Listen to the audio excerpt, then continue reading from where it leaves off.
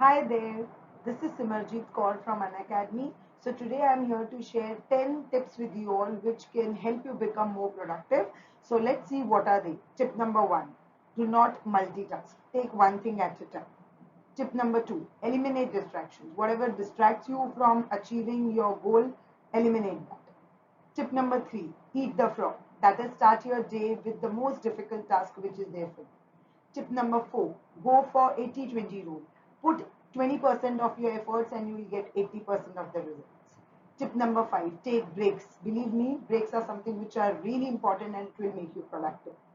Tip number 6, checklist 5. Every day, make a list of 5 things that you'll do in that day. Tip number 7, learn to say no. Tip number 8, work small, work slots. Make slots for everything. Tip number 9, give time to yourself. Indulge yourself in the things that you enjoy. And tip number 10, don't be afraid of doing mistakes. So these are the 10 things I'm very sure which will help you out. So stay tuned to Unacademy for more such videos. Thank you. Bye-bye.